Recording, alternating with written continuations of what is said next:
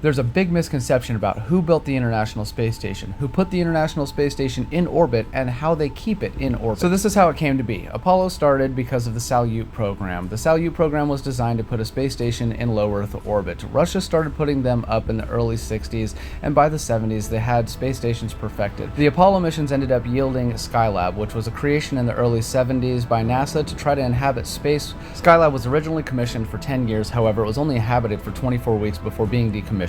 NASA stated that they could not create the propulsion devices necessary to keep it in orbit without it succumbing to orbital decay. However, Russia did have this technology and was able to apply it to the Salyut program, making it possible for them to put up successful space stations. NASA, having seen the success of the Salyut program and its ability to maintain stable orbit, started asking Russia for assistance, and their Apollo-Soyuz program was started.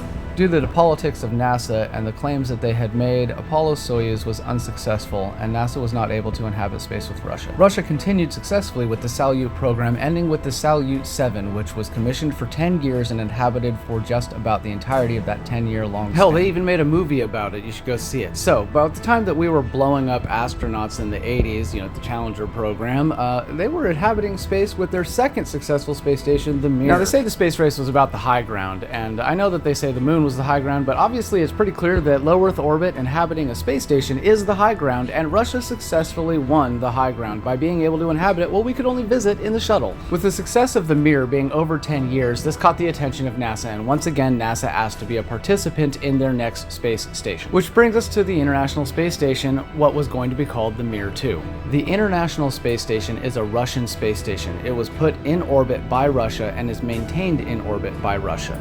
In 1998, Russia launched the first piece of the space station called the Zarya. It was the control module that keeps the International Space Station in orbit. This is the piece of technology NASA would have needed to keep Skylab in orbit. This is currently the piece of technology that NASA is trying to create to take over the International Space Station today. After the success of the Salyut 7's 10-year-long inhabitants and after the success of the Mir's 10-year-long inhabitants, NASA wanted to be a participant in this station. And in 1993, they paid an exorbitant amount of money to participate in the space station's creation. After the failure of Skylab, it being commissioned for 10 years but decommissioned after 24 weeks of inhabitants, and the failure of the Apollo-Soyuz program, the entirety of the Apollo program being to find low Earth orbit stability, NASA was desperate to work with Russia to be a part of this station. Now, anyone who makes the claim that we should be subject to Russia politically, financially, and militarily just to do some science on a station that we claim we can put up ourselves is obviously foolish. So by 1996, Russia had created the craft that would make it possible to maintain orbit for a space station. In November of 1998, they launched the first piece of the International Space Station. After a few successful burns, Russia was able to place the station in orbit. Now that Russia had successfully placed another space station in orbit, they were going to allow America to start bolting pieces to their space station, making it an international space station. So a month later, the space shuttle arrived and started piecing together parts of their craft onto the space station that Russia had placed in orbit and keeps in orbit. Over the course of almost 25 years now, NASA has invested billions into Russia's space station just to be a part of it because they cannot put up their own, or they would.